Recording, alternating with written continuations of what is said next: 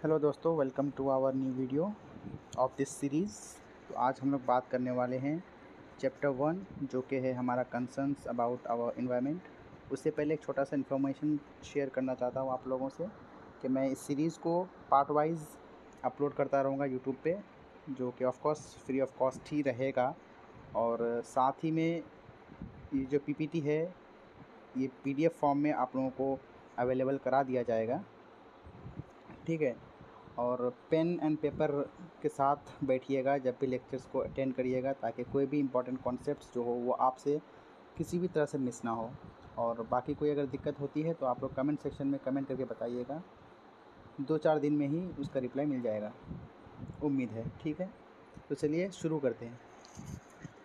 First chapter क्या, concerns about our environment. सभी को पता होता है कि इन्वायरमेंट क्या है और इन्वायरमेंट को कैसे सेव करना है, इन्वायरमेंट से क्या क्या चीज़ें लेनी है, इन्वायरमेंट को क्या देना है। लेकिन इन्वायरमेंट होता क्या है? ये होता है क्या, ये इस सब को बोलते हैं मेटाफिज़िकल क्वेश्चंस। ये क्या होता है, जैसे कि व्हाट, अभी आप लोग नहीं समझ पाइएगा कि मैं क्या बोलना चाह रहा हूँ, खैर वो अपने सिलेबस का पार्ट नहीं है। तो चलिए इन्वायरमेंट का डेफिनेशन पहले देख लेते हैं। वो क्या होता है कि देखिए, हमारे चारों तरफ तमाम चीज़ें इन्वायरमेंट कहलाती है आम भाषा में। इसी वजह से यहाँ पे माहौल का डेफिनेशन क्या लिखा हुआ है कि किसी एरिया के चारों तरफ जो भी चीज़ें होती हैं वो माहौल कहलाता है। तो आप लोग कॉपी में नोट करिएगा मैं जो बोल रहा हूँ कि हमारे चारों तरफ तमाम चीज़ों को माहौल कहा जाता है। और जिस एनवायरनमेंट को हम लोग स्टडी कर रहे हैं, हमारे आसपास की चीज़ों को, उसी को बोलते हैं क्या, फिज़िकल साइंस। फिज़िकल का मानी होता है क्या कि हम लोग उसकी गहराइयों में नहीं घुस रहे हैं, हम लोग उसके स्ट्रक्चर को, उसके नोमेनक्लेचर को, वो सब चीज़ें पढ़ रहे हैं, ठीक है। तो इन्वायरमेंट के स्टडी को इन्वायरमेंटल साइंस बोला जाता है टेक्निकली। लेकिन चूँकि फ़िज़िकल साइंस और इन्वायरमेंटल साइंस जो हैं वो बहुत ही कोरिलेटेड हैं, they are correlated to each other and they can't be segregated. मतलब आप इन्वायरमेंट को अलग से और फिजिकल साइंस को अलग से नहीं पढ़ सकते हैं, क्योंकि देखिए इन्वायरमेंट का मतलब क्या होता है, जो भी हमारे आसपास जो भी चीज़ें होती हैं वो इन्वायरमेंट का पार्ट होती है।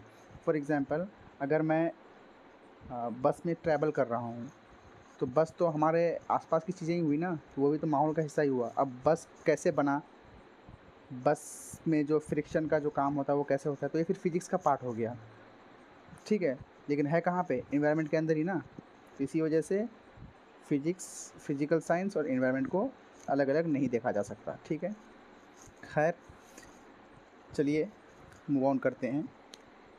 इस लेक्चर में हम लोग पढ़ने वाले हैं एटमॉस्फेयर के बारे में, यानी कि कुरे हवा, लेयर्स ऑफ एटमॉस्फेयर, कुरे हवा की तहों के बारे में, फिर कुरे हवा में मौजूद ओजोन लेयर के बारे में, और फिर ग्लोबल वार्मिंग। देखिए वीडियो का लेंथ ज़्यादा लंबा नहीं करेंगे हम लोग, ठीक है, नहीं तो फिर देखने वाले को भी दिक्कत हो सकता है और मुझे भी, क्योंकि मेहनत लगती है बनाने में पीपीटी वगैरह। तो चलिए एटमॉस्फेयर का डेफिनेशन एक बार पढ़ लेते हैं। क्या लिखा है कि ज़मीन चारों तरफ जिस गिलाफ से घिरी हुई है उसे कुरे हवा कहते हैं।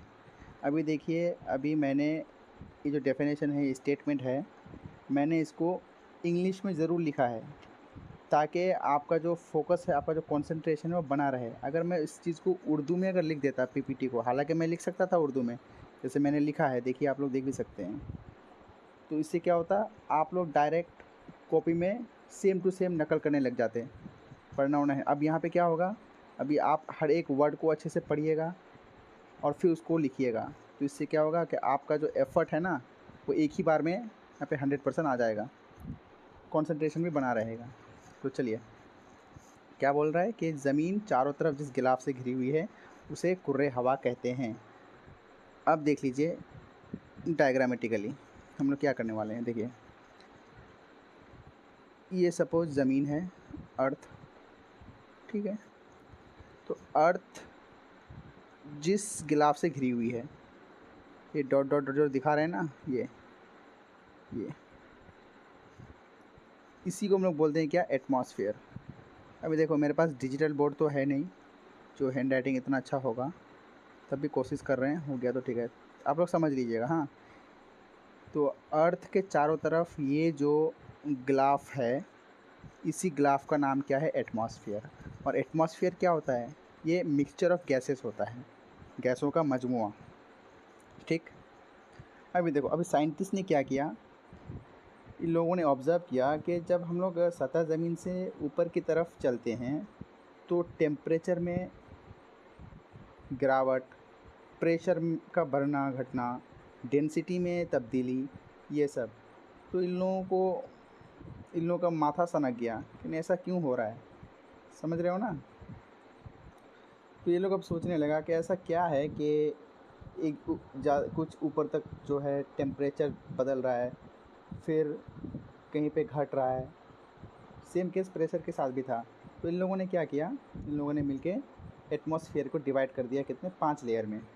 वो 5 लेयर क्या क्या है, एक बार पढ़ लो। Troposphere, stratosphere, mesosphere, thermosphere and exosphere. अब इसको उर्दू में भी पढ़ लो क्या क्या है। फ़िज़ाए तहती, फ़िज़ाए कायमी, फ़िज़ाए वस्ती, फ़िज़ाए आयनी, फ़िज़ाए बालाई।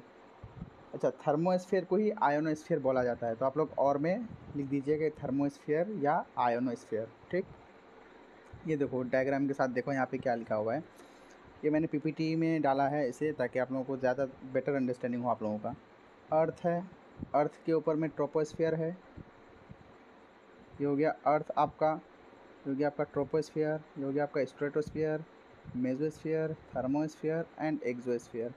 जिस सीक्वेंस में ये है उसी हिसाब से याद रखिएगा, चीज़ों को याद करना भी सीखना होगा, खाली कॉन्सेप्ट समझने से नहीं होगा। क्योंकि एग्ज़ाम में आपको वो ये नहीं पूछेगा कि आपका कॉन्सेप्ट कितना हो, क्योंकि इंटरव्यू तो होगा नहीं, आपको लिखना है ना वहाँ पे। तो अब क्या लिखिएगा, जब तक आप सोचिएगा कि अच्छा ऐसे ऐसे है, तब तक टाइम ख़त्म हो जाएगा। तो इसी वजह से समझना भी है और कुछ कुछ चीज़ें याद भी रखनी है, रटना भी पड़ेगा। ठीक, तो इसी सीक्वेंस में आप चीज़ को याद रखिए। क्या क्या, एक बार फिर से पढ़ लीजिए। Troposphere, stratosphere, mesosphere, thermosphere and exosphere. अब याद कैसे करें उसका एक ट्रिक सुन लीजिए, छोटा सा। आप अपना भी ट्रिक बना सकते हैं, कोई इश्यू नहीं रहेगा उसमें।